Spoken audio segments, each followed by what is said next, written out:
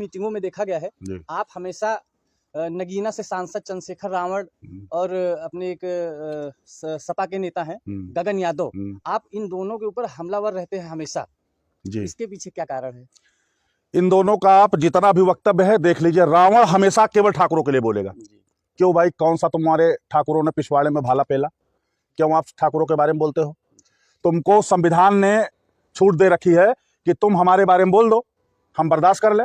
एक बार करेंगे, 2 बार करेंगे, तीसरी बार ऐसा जवाब देंगे कि आपकी 7 पीढ़ियां हिल जाएंगी। आप सांसद हो, आपकी अपनी मर्यादा है। आप मंच पे खड़े होकर केवल एक जाति को टारगेट करो तो संविधान ने तुमको छूट दे रखी है, मैंने नहीं छूट दे रखी है। ठाकुर जिस दिन चाहेगा तुमको मंच पे रिस्पॉन्स दे देगा, यह भी ठाकुरों का कर्तव्य है। और हम प्रत्येक भारत के ठाकुरों से निवेदन करना चाहते हैं, इस चूतिए का कार्यक्रम जहां भी लगे और मंच पे खड़ा होकर के अगर ये ठाकुर जाति को टारगेट करे तो ये उसी मंच पे पिट जाना चाहिए, वापस नहीं आना चाहिए, चाहे सांसद हो चाहे सूबे का मुख्यमंत्री हो। संविधान नहीं कहता कि आप किसी भी जात को पानी पीकर गाली दो। जैसा कि गगन यादव द्वारा एक लिस्ट भी जारी की गई थी ठाकुर माफियाओं की, इस पर आप कुछ बताइए। नहीं, उनको सबसे पहले अपना इतिहास देखना चाहिए, वो किस बिरादरी से आते हैं ये देखना चाहिए। यादवों का बड़ा गौरवशाली इतिहास रहा है। गगन यादव ने राम के ऊपर सवाल उठा के, वो चलाता क्या है पहले आप ये सोचिए, नारायणी सेना चलाता है।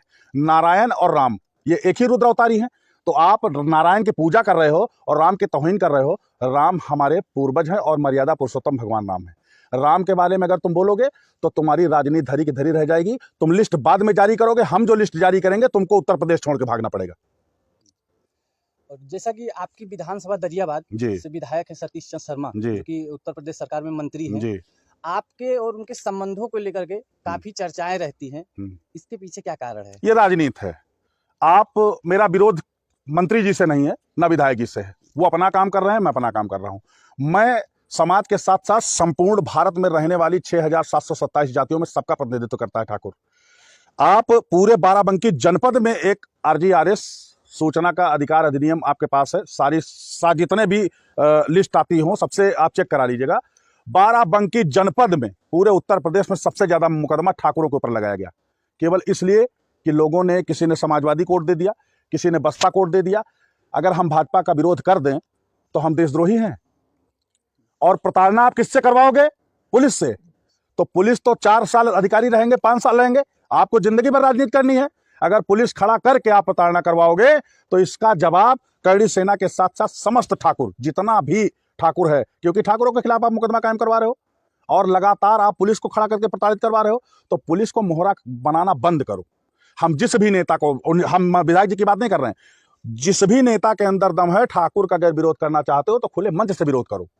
रिस्पांस आपको 24 घंटा नहीं बीतेगा, अभिनव सिंह दे देगा, ये भी वादा करता हूं आपसे। जैसा कि आपके बयानों में देखा गया है, आपने कई बार बोला है अपनी सरकार है, भाजपा अपनी सरकार। हाँ बिल्कुल है। इसके बाद जो 1 तारीख का प्रोग्राम है आपका, उसमें जो अवरोध उत्पन्न किया जा रहा है, तो सरकार भी अपनी है, अवरोध भी उत्पन्न हो रहा है, तो ऐसे क्या मामला है? हमने सरकार बनाई है सनातन संस्कृति की, सनातन धर्म की सरकार बनाई। आप मीडिया कर्मी हैं, आप इस चीज से बखूबी हैं। हमने आपसे पहले भी कहा, शुरू में कहा कि सनातन का रक्षक रहा है क्षत्रिय।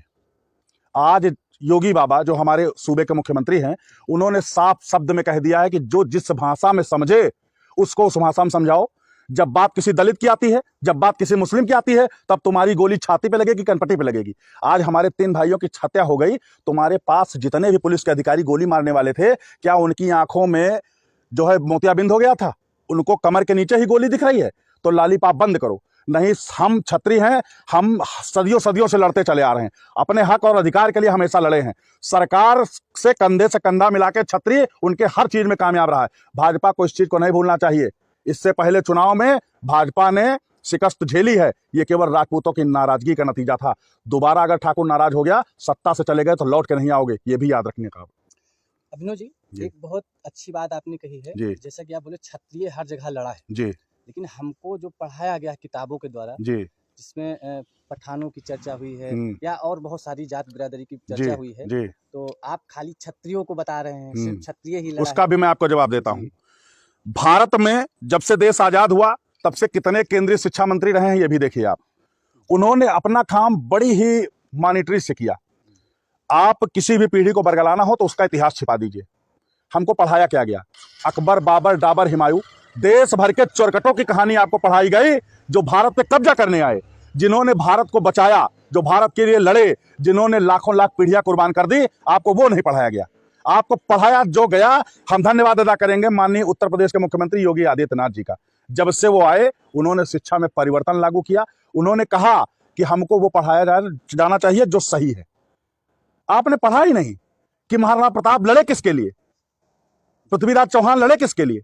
हम ना लड़े होते तो भारत में आज लोग अलीम सलीम कलीम बन के बैठे होते, ये क्षत्रिय और ये सनातन धर्म ना बचा होता। सबसे जरूरी चीज है आज जो हम पढ़ रहे हैं, आपको इतिहास पढ़ने की जरूरत है। दिन भर नचनिया गवैया का वीडियो देखने से अच्छा है कि अपने पूर्वजों का इतिहास यूट्यूब पे पढ़ लो। अपने बच्चों को आप जो पढ़ाओगे वो पढ़ाया गया, हमको फिल्मों में दिखाया गया, डाकू, लुटेरा, छिनैता, डकैत। ये तो एक हम लड़े किससे भाई? मुगलों से। और फिल्म इंडस्ट्री आज किसकी है? मुगलों की। तो मुगल हमको दिखाएंगे? हमको फिल्मों में जितना बड़ा गुंडा और माफिया दिखाया गया ना, आज क्षत्रिय, आप पूरे उत्तर प्रदेश का इतिहास लिख के देख लो और चाहे पढ़ के देख लो। ठाकुर जहां है वहां चैनो अमन से लोग रह रहे हैं। इसकी परिभाषा आप राजस्थान से लेकर उत्तर प्रदेश तक देखिए। बिना राजा के कोई प्रजा सुखी नहीं है। आज जिस 5 किलो के राशन पे आप गुमान दिखा रहे हो ना, इतना राजपूतों के कुएं का पानी और राजपूतों का राशन पा के लोग जिंदगी भर जिंदा रहे। ठाकुरों ने कभी एहसान नहीं किया। आज पानी 20 रुपए लीटर है, क्योंकि अब ठाकुरों का कुआं नहीं रहा ना। आज राशन आपको मिल रहा है, सरकार आपको राशन दे रही है, उस राशन पे आप वोट दे रहे हो। क्यों? क्योंकि ठाकुरों के खेत में आप हल नहीं चलाते हो ना, इसलिए आपको हर चीज की कीमत पता चल रही है। और राजपूतों को जिस तरह यहाँ के दलित नेता, ओबीसी नेता और अल्पसंख्यक जात के मोर्चा टारगेट कर रहे हैं ना, राजपूत समाज को आगे आके इनको तत्काल जवाब दे देना चाहिए। बहुत ज्यादा पढ़े लिखे होने का यही सबसे बड़ा नुकसान है कि आप सामने वाले को रिस्पेक्ट दोगे। हम जिसको रिस्पेक्ट दे रहे हैं वो मेरी खोपड़ी पे बैठ रहा है। तो बर्दाश्त करने की एक सीमा होती है। हम सदियों सदियों से बर्दाश्त करते चले आ रहे हैं।